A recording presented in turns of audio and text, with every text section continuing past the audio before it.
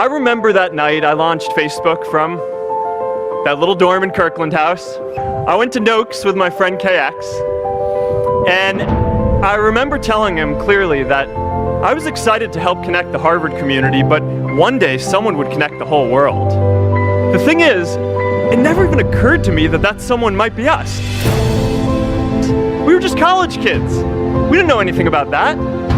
There were all these great big technology companies with all these resources, and I just assumed one of them would do it. But this idea was so clear to us that all people want to connect.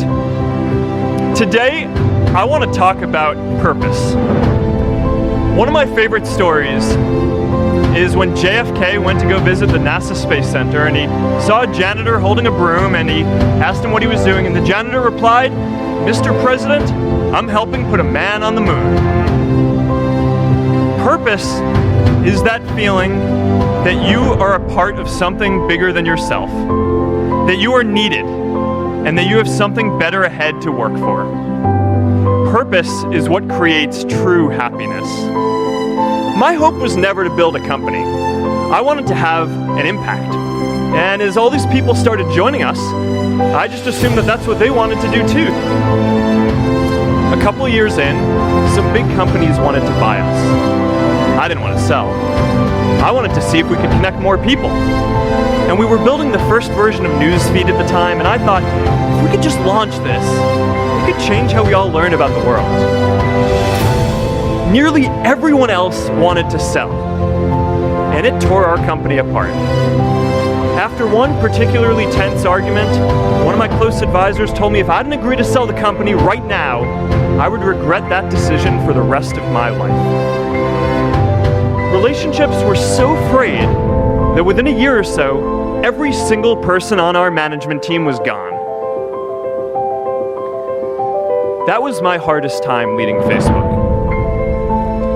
I believed in what we were doing, but I felt alone. I wondered if I was just wrong, an imposter, a 22-year-old kid who had no idea how things actually worked.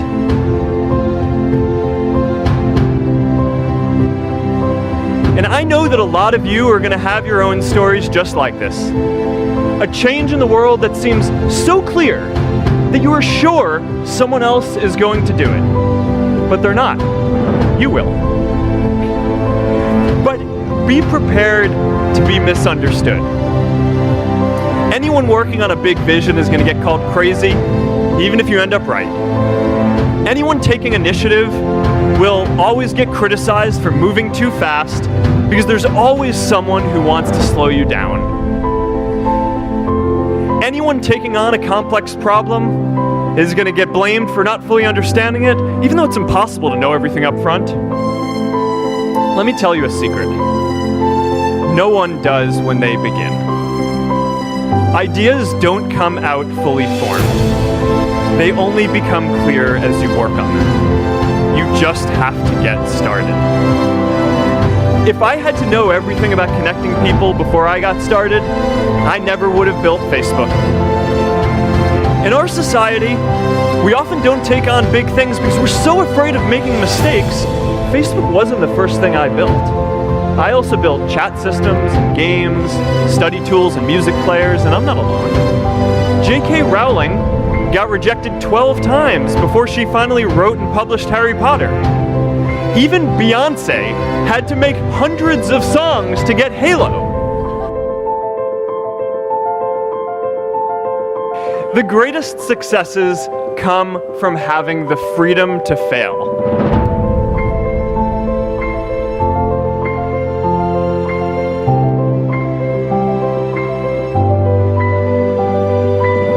A lot of times I think people just get afraid because often your dream is it seems like it's so far off, but if you just kind of focus on building stuff that you think is good and you keep on going at each step along the way and don't let people deter you from that and just really care about what you're doing, and I think that's how you build something good.